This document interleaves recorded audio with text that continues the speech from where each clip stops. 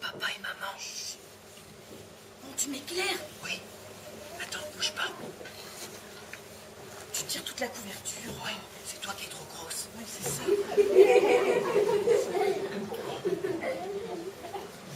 Couverture. Aïe. C'est pénible. Tu m'éclaires? Oui, vas-y. Son corps en toile piquée, rempli de paille de la tête aux pieds, avait été entièrement rafistolé avec les dents pointues de la machine à coudre. Une de ses oreilles était à moitié détachée et ses grands yeux gris de velours brillaient d'une manière étonnante sous une tignasse de cheveux ébouriffés. Du matin au soir, il portait un pyjama rayé à poils ras, raccommodé par endroits avec des morceaux de fourrure usée sur lequel il avait cousu une longue corde. Que de rats! Et clairement, on aurait dit un enfant épouvantail qui, contrairement aux autres épouvantables gardements de son âge, était obéissant et rêveur.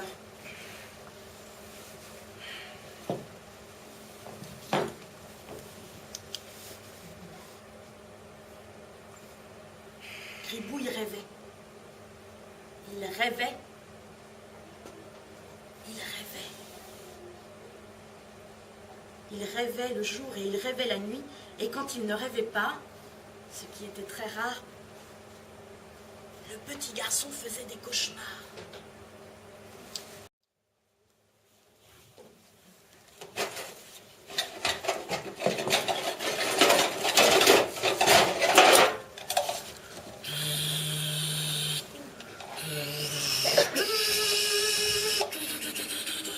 Gribouille avait grandi en bordure de la vieille ville, dans le quartier sale et triste de Skeleton. À vrai dire,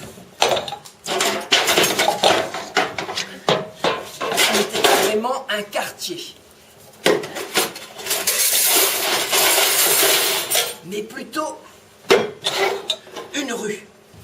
Une longue rue étroite et boueuse, bordée de façades ternes et décrépites, serpentant vers un dédale de petites ruelles chichement éclairées par d'anciens réverbères grésillards.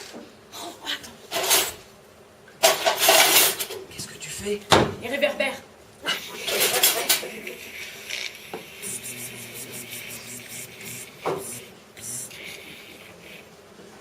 Tu l'entends déjà, le quartier est égorgé d'un nombre considérable d'orphelins, D'estropiés. de vagabonds. Et de sans-abri. Oui. L'atmosphère qui y régnait était imprégnée d'odeurs immondes. Et aussi des endroits où on pouvait boire... Des tavernes. Des tavernes, oui. Bienvenue à la taverne du chien qui pue. Oui. Ouais. Le cabot qui fume. À la vôtre. Oui. Partout, les ivrognes se vautraient parmi les détritus qui jonchaient le sol. Tous avaient été livrés à eux-mêmes, sans foi ni loi, et bien des gens mouraient de faim. Oui, un peu plus loin, à l'angle de la rue, il y avait un vieil immeuble apparemment inoccupé. Le bâtiment était tout délabré, et sur la porte, on avait cloué un écriteau indiquant « À vendre !» Écriteau qui semblait bien être là depuis des siècles. Et pourtant, c'est là que vivaient Gribouille et ses parents. Il logeait au dernier étage, sous les soupentes d'un grenier à l'abandon, beaucoup trop petit À moins que ce ne soit eux qui fussent trop nombreux. pour abriter autant de monde depuis que grand-père et grand-mère les avaient rejoints. Et la vie pour le petit garçon y était tout sauf agréable. Partout, sur tout l'immeuble, les volets étaient soigneusement clos, mais au grenier, il y avait une fenêtre qui, malgré les carreaux treillissés, n'était pas barricadé. Gribouille, le visage mélancolique, regardait par là pendant des heures, tandis que ses parents travaillaient durement à la mine de charbon de l'autre côté de la vieille ville. Le grenier ne comptait qu'une seule pièce. Avec, en plein milieu, un pucier en fer occupé par les deux petits vieux souffreteux, si fatigués et si vieux. Si fatigués qu'il n'en sortait jamais et si vieux qu'il était difficile d'être plus vieux qu'eux. Du matin jusqu'au soir, ils roupillaient tout au fond de leur licage, tentant désespérément de préserver leurs vieux os humides de l'humidité et du froid impitoyable.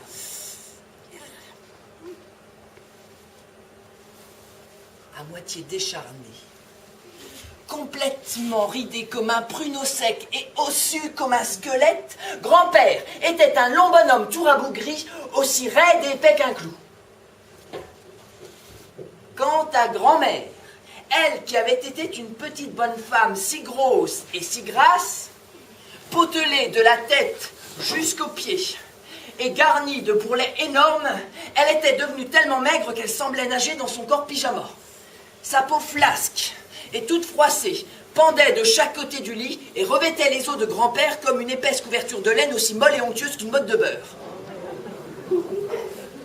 Et Gribouille, lui,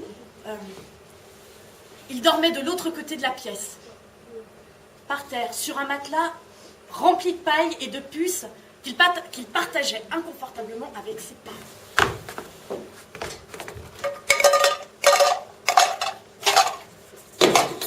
Merci. Qu'est-ce que tu fais? J'ai faim. Tout à l'heure, j'irai en ville. J'irai chercher quelque chose à grignoter. Et quelle heure? Il n'est pas encore l'heure. Papa n'est pas encore rentré de l'usine. Quand il sera là, il sera l'heure. Oui, mais moi j'ai faim. Prends du papier et un crayon. Nous allons dessiner un festin. Je dessine tout le temps. C'est le seul moyen de manger quelque chose. Non. Tu dois dessiner à manger. Qu'est-ce que tu veux manger? Qu'est-ce que nous pourrions manger? Dessine du chocolat. Un gros morceau de chocolat. Des gros morceaux de chocolat. Du charbon chocolat. Du charbon chocolat? Oui. Je dessine du chocolat. Du charbon chocolat. Je fais des ronds. C'est plus facile pour avaler. C'est tout? Tu veux rien d'autre? Ben, je sais rien. Il faut que tu dises ce que tu aimerais manger. Te souvenir du goût, c'est mieux que rien.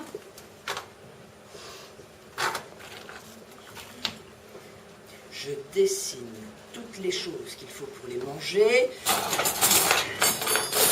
Je vais dessiner toutes les choses que j'ai envie de manger. Je dessine.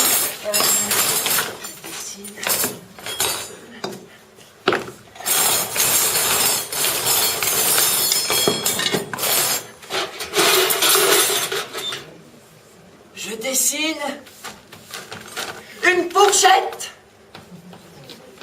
C'est un couteau? Non, c'est une fourchette. Elle n'a pas de dents. C'est parce qu'elles sont trop petites. Alors tu pourrais dessiner des petites dents. Des dents de petit enfant, toutes petites comme des dents de souris.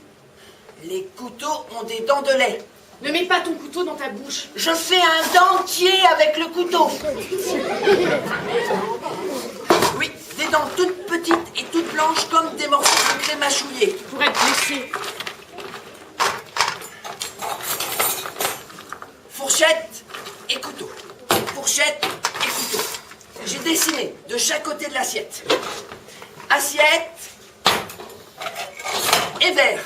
Assiette et verre. Il faut mettre la table. Qu'est-ce que tu fais? Un pique-nique. Le dessin montre comment il faut faire. Là, c'est la cuisine. Avec une grande table et des tasses pour servir le café. Et là,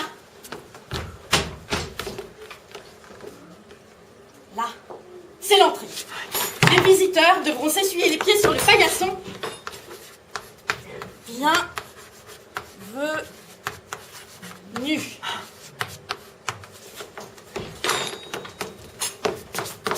Bonjour, madame. Bonjour.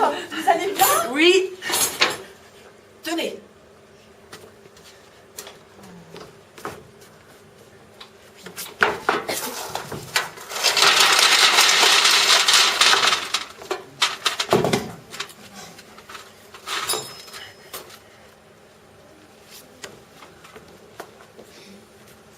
J'ai fait un gâteau. Du charbon, de la terre, de l'eau. C'est un gâteau au chocolat. C'est ton anniversaire aujourd'hui. Joyeux anniversaire, joyeux anniversaire, joyeux anniversaire, joyeux anniversaire.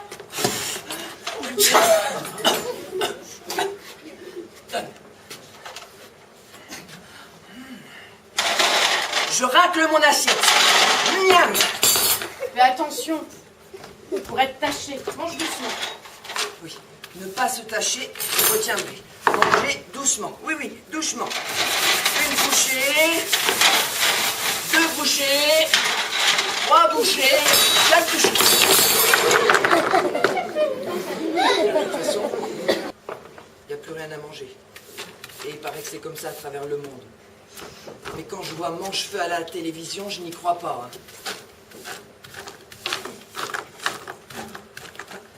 Donne-moi le casque.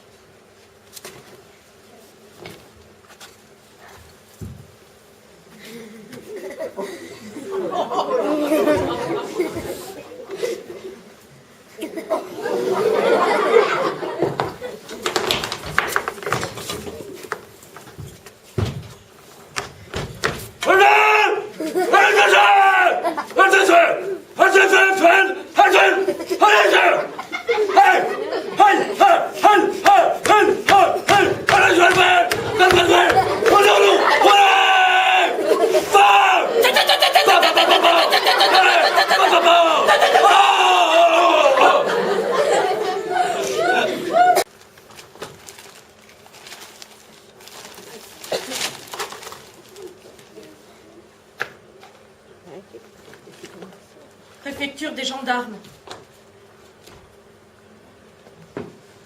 Ordonnance relative au contrôle des enfants rêveurs. Moi, roi de l'épouvante, vu la loi du 31 octobre. Portant statut des enfants rêveurs. La loi du 31 octobre. Prescrivant le recensement des enfants rêveurs. La loi du 31 octobre relative aux jouets et aux biens inutiles appartenant aux enfants rêveurs. Ordonne. Article 1. Décret relatif à l'apposition de la mention rêveur sur les titres d'identité délivrés aux enfants qui ont toujours la tête dans les nuages. Tout enfant rêveur est tenu de se présenter avec ses parents dans un délai d'1 mois au commissariat ou à la gendarmerie de son domicile pour faire apposer la mention rêveur sur son cartable, cahier d'écolier et sur sa carte individuelle de rationnement. Sur sa carte individuelle de rationnement en chocolat et en biscuits. Il est interdit aux enfants rêveurs dès l'âge de 6 ans révolus de paraître en public sans porter un morceau de tissu sur lequel devra apparaître en grosses lettres le mot rêveur. Il devra être porté bien visiblement sur le côté gauche de la poitrine, solidement cousu sur le vêtement. Les enfants des deux sexes seront soumis à un contrôle périodique. Article 2. Interdiction aux enfants de posséder des jouets, Une bicyclette, une voiture à roulettes, un train électrique ou des poupées de chiffon. Les enfants doivent rendre leur vélo et tous les autres cadeaux qu'ils ont reçus pour leurs anniversaires. Article 3. Interdiction aux enfants qui ont toujours la tête dans les nuages de fréquenter d'autres enfants. Article 4. Interdiction aux enfants de posséder des crayons de couleur ou des craies. Et interdiction aux enfants de dessiner sur les trottoirs pour s'amuser à la marelle. Interdiction aux enfants de jouer à la dinette et à cache-cache et de posséder des livres de contes. Interdiction aux parents de raconter des histoires fantastiques à leurs enfants le soir avant qu'ils ne s'endorment. Article 5. Interdiction aux enfants rêveurs d'aller à l'école. Interdiction aux enfants d'aller au théâtre et au cinéma. Et dans tous les autres lieux de divertissement. Interdiction aux enfants de regarder des dessins animés. Interdiction aux enfants de faire de la gymnastique ou d'autres activités sportives. Interdiction aux enfants d'accéder à la piscine et à tous les autres lieux d'entraînement. Interdiction aux enfants de jouer au football. Interdiction aux enfants de posséder une console de jeu, des puzzles ou autres jeux de société. Article 6. Interdiction aux enfants de sortir après 3 h de l'après-midi dans la rue ou encore de rester chez leurs copains. Interdiction aux enfants d'aller dans des jardins publics pour faire de la balançoire ou pour construire des châteaux de sable. Interdiction aux enfants de faire des promenades en forêt et d'y fabriquer des cabanes en bois ou même des grands arcs et des flèches en noisetier. Interdiction aux enfants de jouer aux cow-boys et aux indiens. Interdiction aux enfants de se déguiser pour les bals masqués et pour les autres fêtes du carnaval. Interdiction aux enfants d'aller à la fête foraine, au cirque et au zoo. Interdiction aux enfants de posséder un animal domestique. Article 7. Interdiction aux enfants de rire d'un rien. Article 8. Interdiction aux enfants de recevoir des cadeaux et d'organiser des goûters d'anniversaire. Interdiction aux enfants d'écrire. Interdiction aux enfants d'écrire au vieux monsieur barbu tout de rouge vêtu. Qui de toute façon a été arrêté parce qu'il n'a pas souhaité dénoncer les enfants rêveurs en communiquant à la police la liste des enfants sages ou méchants. Article 9. Celui qui contreviendra aux dispositions de la présente ordonnance sera puni d'emprisonnement dans une maison de redressement ou recevra une punition plus sévère. En outre, le coupable pourra être interné dans un camp pour sale gosse. Article 10. Les gendarmes de la force publique sont chargés de l'exécution de la présente ordonnance qui sera imprimée et affichée dans toute la ville et à travers le pays. Entrée en vigueur, la présente ordonnance entre en vigueur dès sa publication. Par le roi de l'épouvante.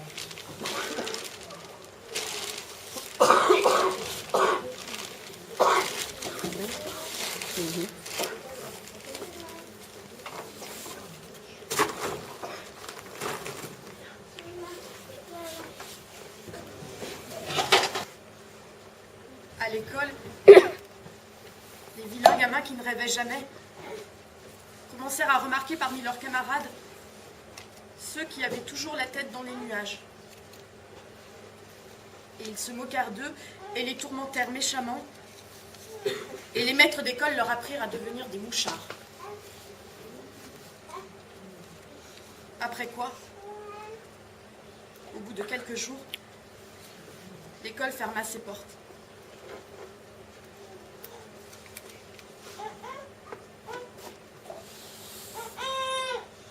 Gribouille rentra donc chez lui et continua à ne pas faire ceci et à ne pas faire cela.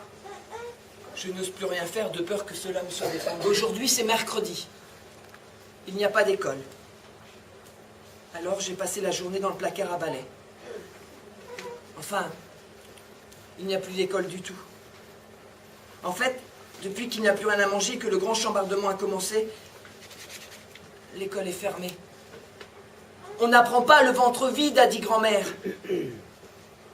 Alors, tous les enfants sont rentrés chez eux, le ventre vide, et mange-feu complètement affamés, à dévorer tous les cahiers et les livres d'histoire. Grand-mère m'a dit que Mangefeu avait eu du mal à tout terminer, et que si tout ce qu'on racontait était vrai, sans doute que certaines histoires seraient difficiles à digérer. À demain, Gribouille. Les enfants continuèrent de rêver. Mangefeu devint alors fou furieux. Durant une nuit, il se glissa par la fenêtre des chambres des enfants et s'empressa de coudre la bouche de tous les animaux en feluche avec du fil de fer, afin de les empêcher de murmurer à l'oreille des enfants. Et même la plus tranchante paire de ciseaux n'aurait pu défaire ce silence. En quelques jours, devenus inutiles, tristes et ennuyeux, tous les animaux en peluche furent arrêtés, bannis et déportés dans un étrange train fantôme en direction du vieux cimetière réaménagé à l'occasion en un gigantesque et mystérieux parc d'attractions. Le pays de nulle part.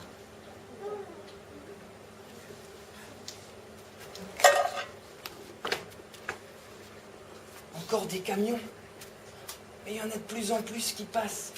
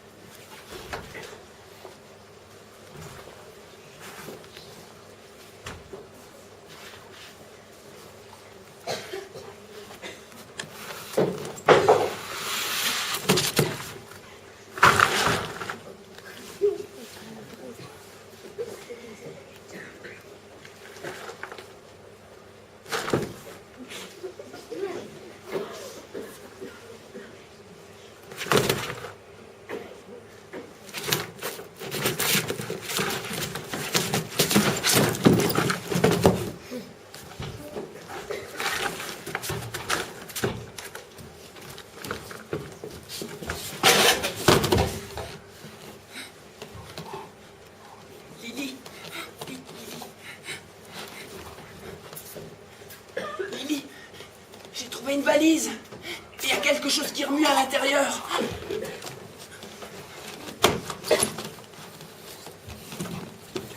Tu la tiens bien. Vas-y.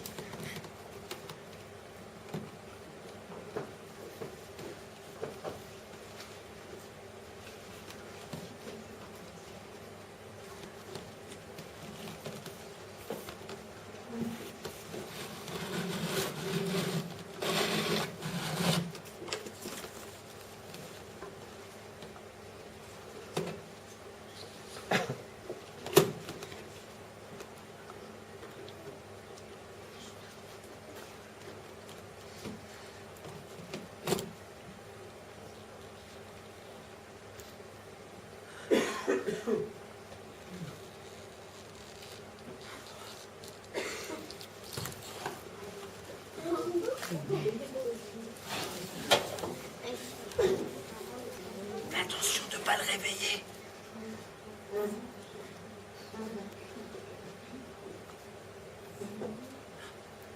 T'as vu, il n'a pas la bouche cousue, celui-là.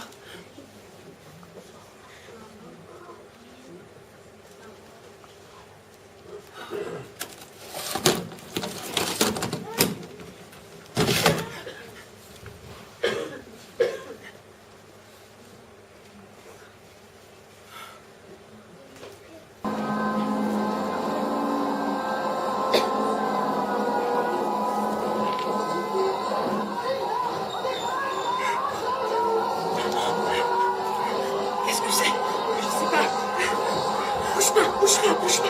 Calme-toi. Chut, chut, chut, Lily, j'ai peur. Fais pas de bruit. Chut. Ils sont où? Ils sont dans la maison. Non. Ils montent. Toi, tu vas rester caché. Non. Tu restes caché. Si, tu restes caché. Je vais voir ce qui se passe. Tu ne bouges pas. Tu ne sors pas. Tant que tu entends du bruit, tu restes là. Oui, mais et toi, tu vas aller où? Tu jetteras juste un coup d'œil. Dès que tu auras... Longtemps après ne plus avoir entendu de bruit, tu sortiras. Juste à ce moment-là. Tu reviens vite, hein? Oui. C'est comme jouer à cache-cache. C'est comme jouer à cache-cache.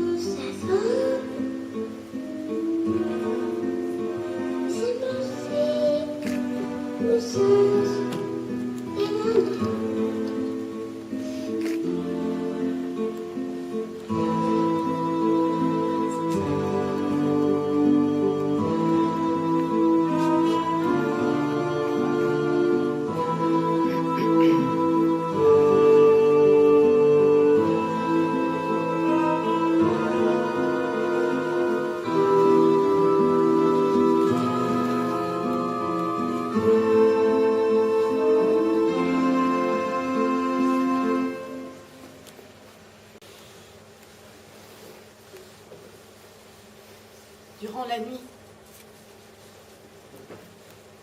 le petit garçon décida de partir loin d'ici.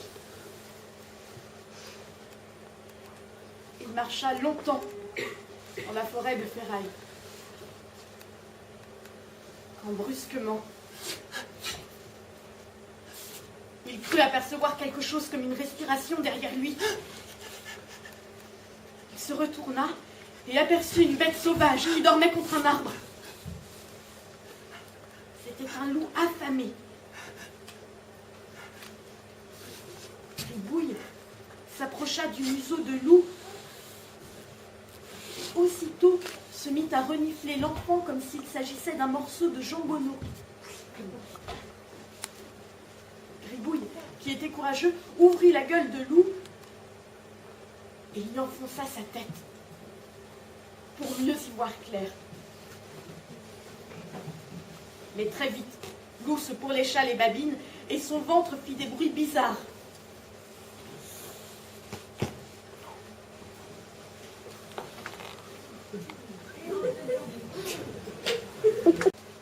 Il avança dans son long gosier très étroit, guère plus grand qu'un trou à rats. Je devrais arriver quelque part près du centre de la Terre.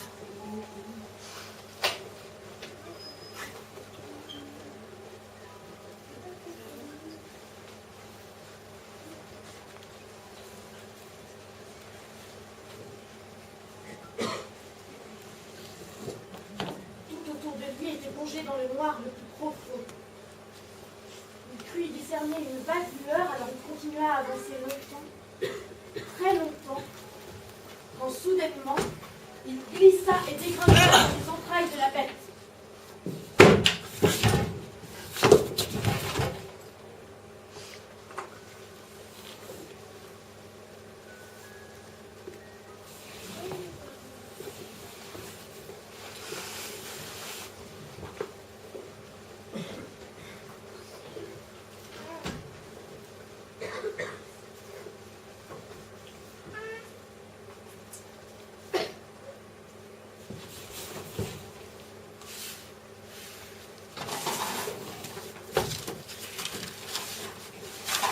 Gribouille décida donc de s'installer et d'attendre dehors que le vacarme cesse. Gribouille se demanda comment il allait faire sans sa grande sœur, car elle n'avait pas eu le temps de tout lui expliquer.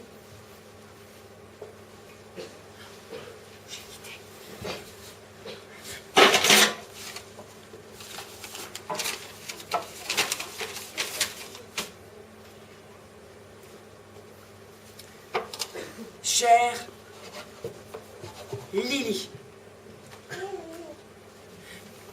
depuis hier, le temps est triste.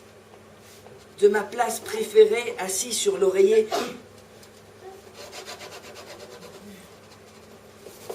je t'écris cette lettre pour te dire que beaucoup de choses me manquent ici, depuis que tu es parti, et aussi depuis que le grand chambardement a commencé. Je ne veux pas parler des jouets, non. Ou du chocolat, non. Je parle des moments que nous avons passés ensemble. Je t'attends dans notre cachette, signé Gribouille. Ah oui, mais... Post-scriptum. Comme tu es parti très vite, je n'ai pas ton adresse. Comment je fais ?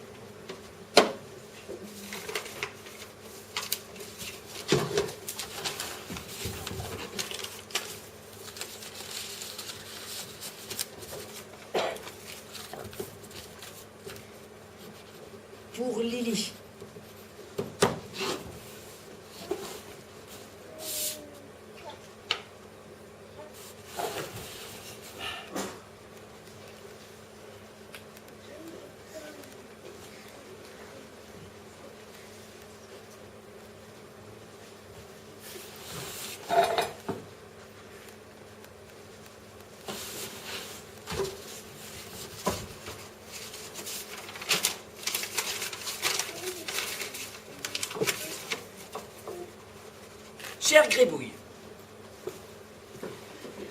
je t'écris cette lettre pour te dire de ne pas pleurer au cas où, un jour, à cause du grand chambardement, je serai arrêté et tu serais tout seul.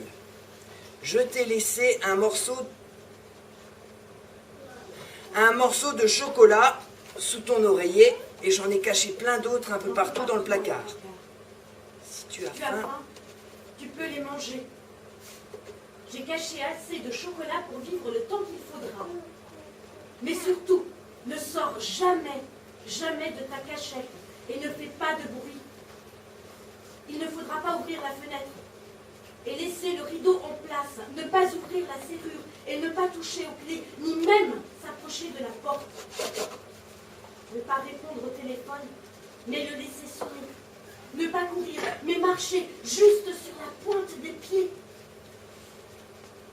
Il y a le jour et il y a la nuit, il y a le lever et il y a le coucher du soleil, et entre ces deux moments, tu ne dois pas faire de bruit. Rien. Absolument rien. Telles sont les règles si nous voulons nous retrouver ici à la fin du grand chambardement. Voilà. je pense que tu es grand maintenant et que tu peux te débrouiller tout seul. Je t'embrasse fort. Signé.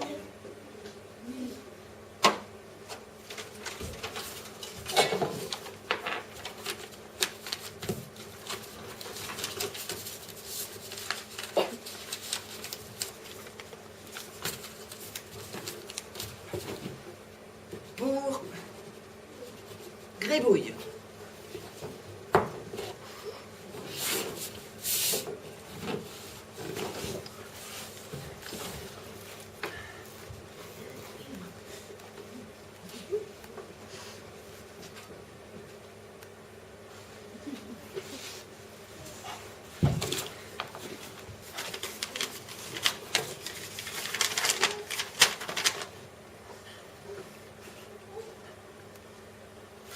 De chocolat. Oh, chère Lily, tu es très intelligente. Avant même que j'ai posté ma lettre, tu me réponds déjà. Je ne sais pas comment tu fais, mais je veux bien que tu recommences. Hein.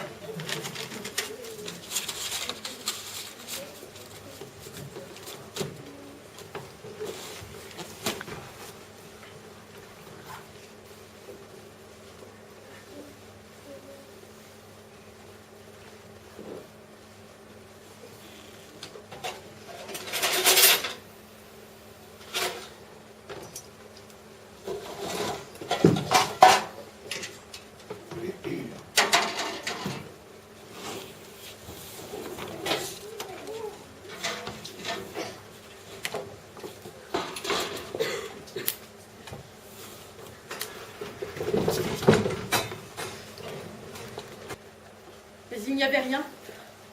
Alors, il se dit qu'il serait plus malin de dire ce qu'il aimerait manger, se souvenir du goût, que c'était mieux que rien. Et durant son sommeil, Gribouille fit un rêve. Il rêva de confiserie, de tarte aux pommes, de confiture à la fraise et surtout de chocolat. Il se mit alors dans son imagination à tirer de ses poches des bâtons de chocolat pour les croquer ensuite goulûment. Et le lendemain, quand il se réveilla, il se rendit compte qu'il avait sucé ses doigts. Et pour ne plus avoir froid, chaque soir, Gribouille suçait ses petits doigts pour les réchauffer. Chaque soir, il s'allongeait en boule et suçait ses petits doigts qui, dans ses rêves, avaient le goût du chocolat. Et chaque matin, il se réveillait exactement dans la même position que l'autre soir, comme s'il n'avait pas bougé.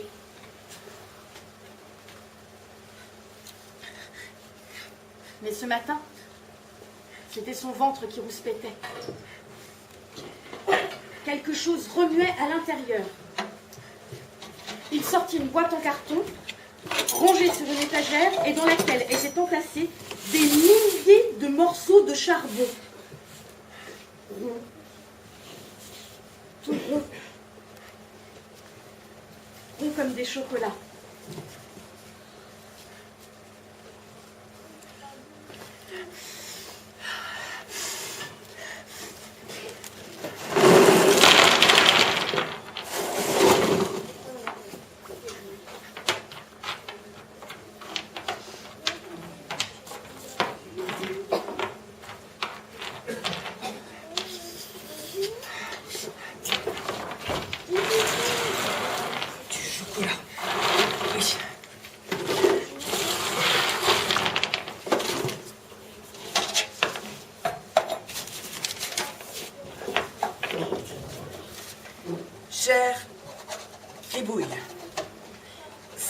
anniversaire aujourd'hui, il y a un très gros cadeau pour toi.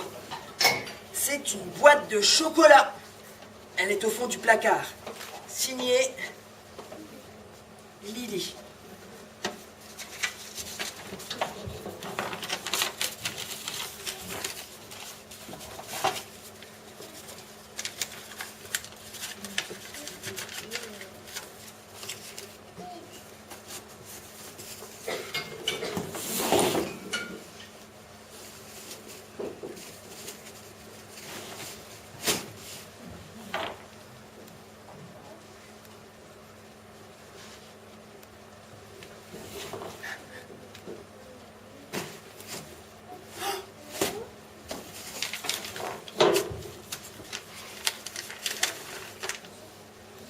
Une boîte en chocolat. Oh!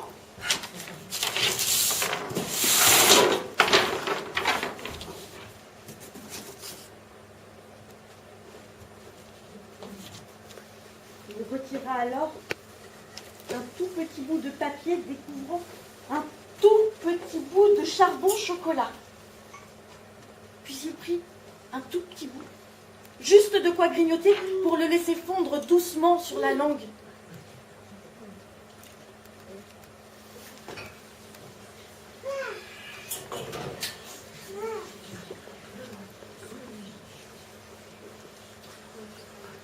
Il rangea sa boîte sous son oreiller et décida que la journée était finie. Alors il se coucha. Cette nuit-là, il dormit comme une pierre et ne fit pas de rêve.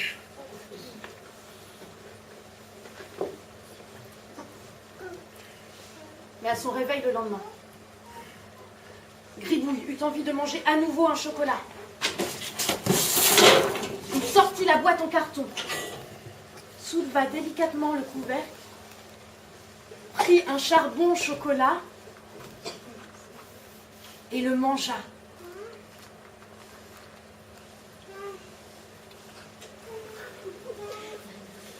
Il prit un autre charbon au chocolat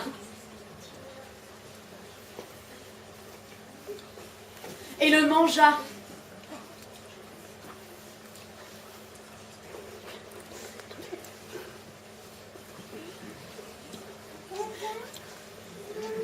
Il prit un autre charbon au chocolat et le mangea. Il prit un autre charbon au chocolat et le mangea. Il prit un autre charbon au chocolat et le mangea.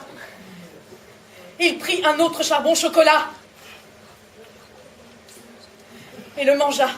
Il prit un autre charbon au chocolat et le mangea. Il prit un autre charbon au chocolat et le mangea. Il prit un dernier charbon au chocolat et le mangea.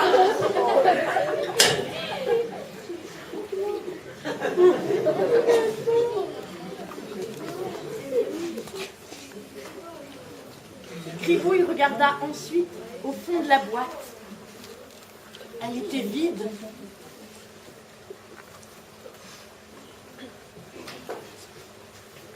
Il y a une autre couche de chocolat.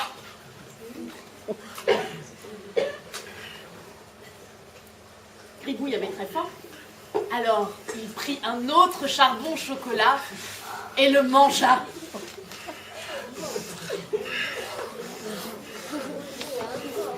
Il prit un autre charbon au chocolat et le mangea.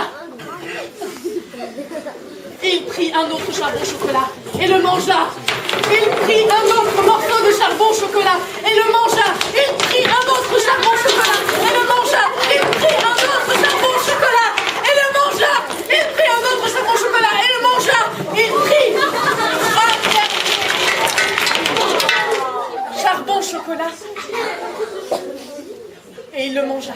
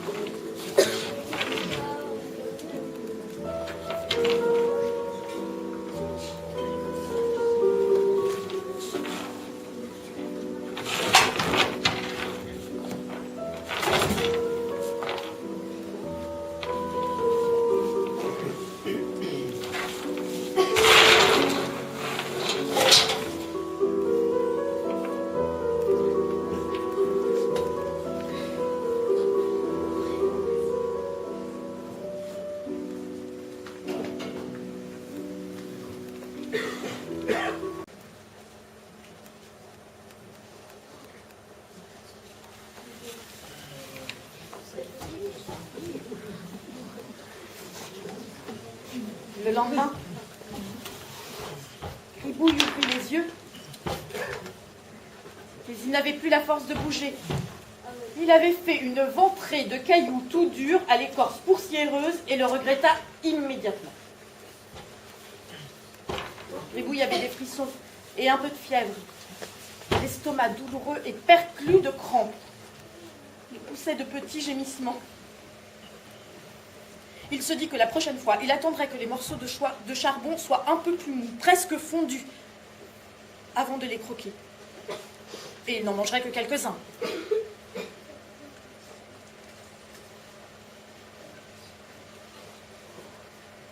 Les jours s'écoulèrent lentement. Et puis un matin, il n'y eut plus aucun bruit. Loup était mort.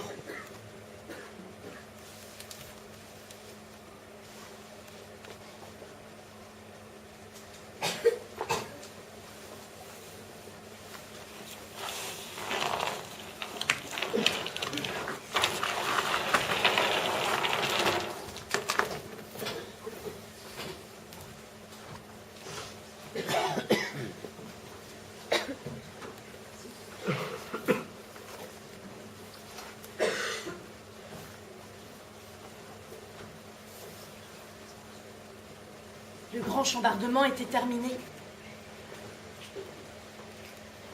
On ne l'entendait plus. Dehors, tout était silencieux.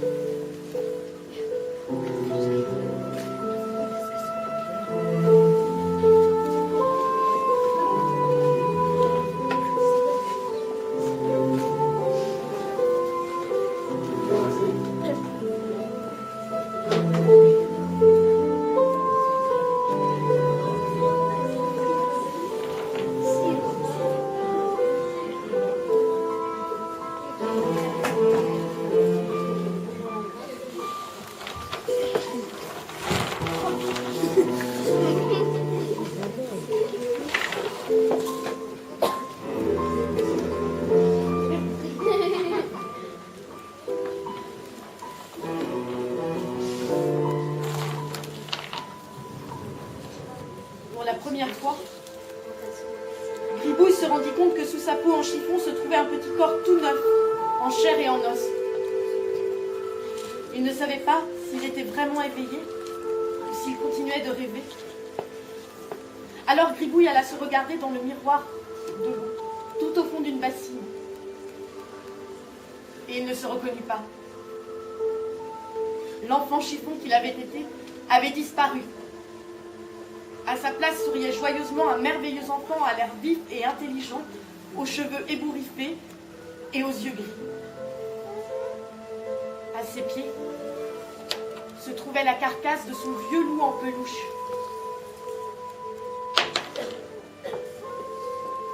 Le petit garçon se dit qu'il était temps de partir loin d'ici.